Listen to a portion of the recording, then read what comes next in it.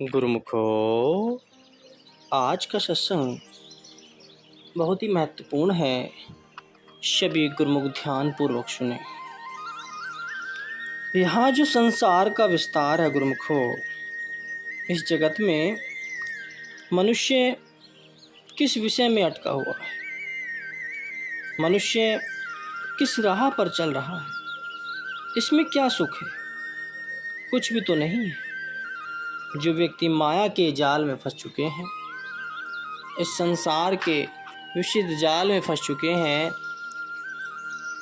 और इस माया के लुहावने जाल में फंस चुके हैं, इसमें कुछ भी नहीं है। क्योंकि इसमें जो जीव जन्म लेते हैं वे अवश्य ही मरते हैं, और जो मरते हैं वे पुनः जन्म लेते हैं। इसी प्रकार आवागमन का चक्र चलता रहता है। चर अचर प्राणियों की चेष्टाओं के विषय तथा केवल वैभव काल में ही रहने से ये जितने व्यवहारिक साधनभूत पदार्थ हैं, सबके सब क्षणभंगुर आपत्तियों के स्वामी अथवा केवल विपत्तियों में ही डालने वाले पाप स्वरूप। जैसे मरीचिका में जल न होने पर भी भ्रम से उसे जल समझकर उसके द्वारा मोहित हुए मृग वन में दूर तक भागे चले जाते हैं। इसी प्रकार मूढ़ वृत्ति वाले लोग संसार के पदार्थों में सुख न होने पर भी उसमें सुख मान बैठे और इसी के लोभ से आकृष्ट होकर इधर उधर भटकते रहते हैं। इसको जानते हुए भी कि यह सब कुछ माया का खेल है, हम सब लोग मूढ़ व नादान हैं, क्योंकि इसका बाह्य स्वरूप ऐसा लुभाव्यमान है कि जिसे जीव अपनी बुद्धि द्वारा नहीं समझ सकता। संसार के रस पदार्थ प्रकट में तो मीठे और रुचिकर प्रतीत होते हैं, परंतु इनका परिणाम कटु है। मनुष्य तो सुख शांति और तृप्ति की आशा रखकर सांसारिक विषय वासनाओं की ओर आकृष्ट होता है, किंतु उनमें सुख और तृप्ति के बदले चिंता, कल्पना, कलह, क्लेश, अशांति और तृष्णा के फल ही उसे प्राप्त होते हैं। सत्पुरुषों का कथन है कि प्रियजनों के मोह में आसक्त होकर प्राणी व्यर्थ ही विषय वासनाओं में रचा हुआ है। नाम और भक्ति की लगन से ही हीन जीव इनके मोह में मग्न हो रहा है, परंतु यह नहीं जानता कि इनके बिछुड़ने में देर नहीं लगेगी। ये जीव, संसार की दृश्यमान रचना में जो कुछ भी दिखाई देता है वह सब नश्वर और क्षणभंगुर है। इसलिए अपने मन के मिथ्या विचारों को त्याग कर सद्गुरु की सेवा में लग जा, जो तेरे सच्चे मीत और जन्म जन्म के सगे संबंधी हैं तथा जिनकी सेवा से तुझे शांति और संतुष्टि प्राप्त होगी। इस संसार के सरस में मधुर प्रतीत होने वाले विषय रसों का वास्तविक स्वरूप यह है कि माया ने जीवों को अपने जाल में फंसाने के लिए दाना डाल रखा है। तृष्णा के वशीभूत होकर जीव रूपी पक्षी इस जाल में फंस गया है और इसका इस जाल में फंसकर निकलना कठिन हो गया है। संत महापुरुष तृष्णा की उपमा काली नागिन से करते हैं, अर्थात तृष्णा को काली नागिन के समान समझना चाहिए। वह सहस्त्रों कुटिलताओं से परिपूर्ण है, विषय भोग ही उसका कोमल स्पर्श है। वह विषय विषमता रूपी विष को उगलती है और तनक सा स्पर्श हो जाने पर भी डस लेती है। नागिन की भी चाल टेढ़ी और स्पर्श कोमल होता है, तथा वह थोड़ा सा भी स्पर्श कर ले तो डस कर मार डालती है। परम संत श्री कबीर साहिब जी अपनी वाणी में कहते हैं कि कबीर माया नागिनी जगत रही लिपटाए, जो इसकी सेवा करे तिसी को फिर खाए। कि तृष्णा व लोभ के वशीभूत हुआ जीव मालिक की पहचान नहीं करता और न ही उसकी बंदगी करता है। जिसकी रचाई हुई यह सर्व माया है। जीव तो माया को ही सर्वश्रेष्ठ मान बैठा है। इसी कारण पुनः पुनः आगमन के चक्र में चक्कर काट रहा है, परंतु माया है केवल भ्रम। इसका वास्तविक स्वरूप व इसकी निजी सत्ता कुछ भी नहीं है।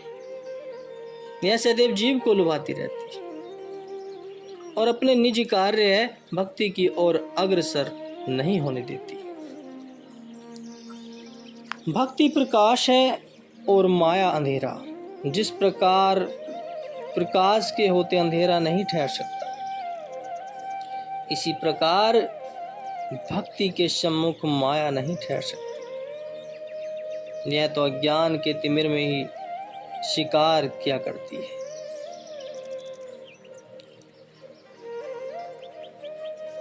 कबीर साहिब जी कहते हैं, माया दीपक नर पतंग, भ्रमी भ्रमी माही परंत, कोई एक गुरु ज्ञान ते उभरे साधु संत। अर्थात यह मोहिनी माया तो एक दीपक है जिस पर जीव पतंगा बना हुआ अपनी आहुति उसमें देता है।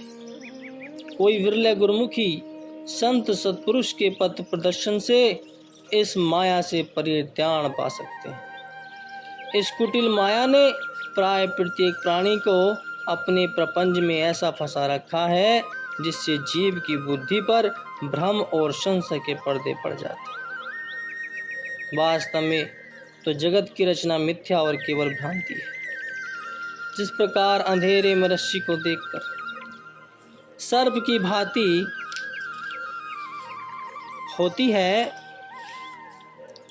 और जीव उससे भयभीत होकर थर थर कांपने लगता है, यदि उसका पांव भूल से उस पर पड़ जाए तो मनुष्य भय के मारे अचेत होकर गिर पड़ता है। इसी प्रकार जीव अपनी अज्ञानता के कारण संसार को सत्य मान लेता है और उसमें होने वाले परिवर्तनों को देखकर व्याकुल हो उठता है, परंतु यह भ्रम की व्याकुलता तब तक है जब तक जीव अज्ञानता के तिमिर में विचरण कर रहा है।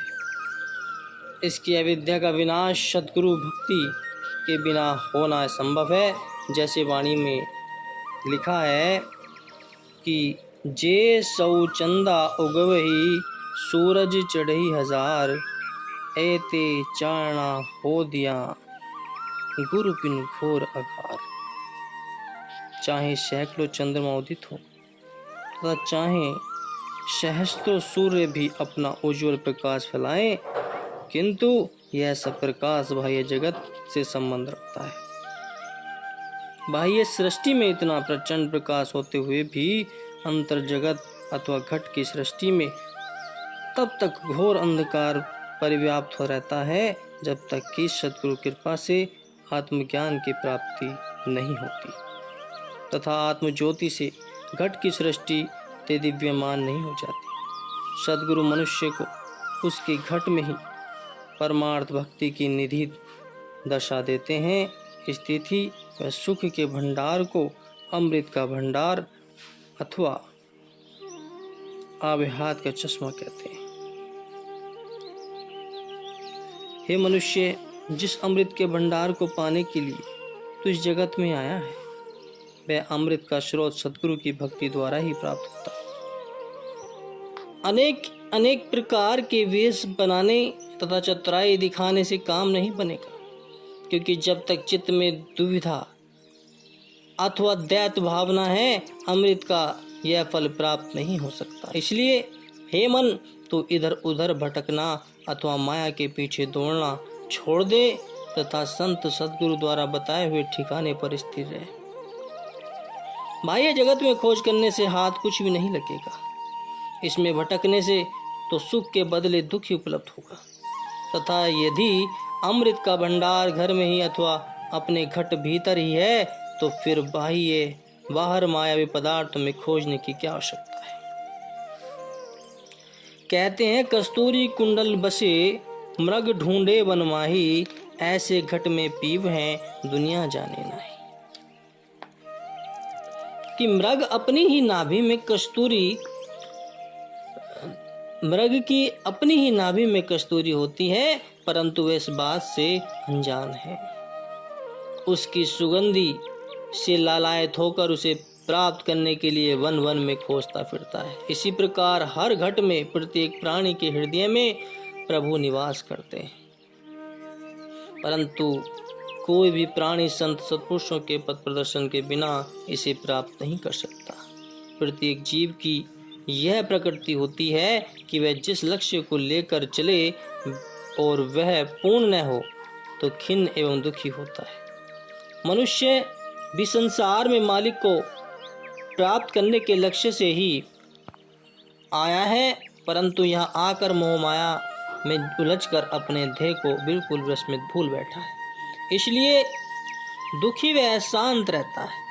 अज्ञानता व संसार के मायावी पदार्थों में ही सुख व शांति की खोज करता है तथा आनंद धाम में पहुंचने की चाह भी रखता है। वास्तव में वह अपने पथ से भटक गया है, अपने मार्ग से भटक गया है। एक पथिक को देखकर शिक्षादी साहिब जी कहती हैं,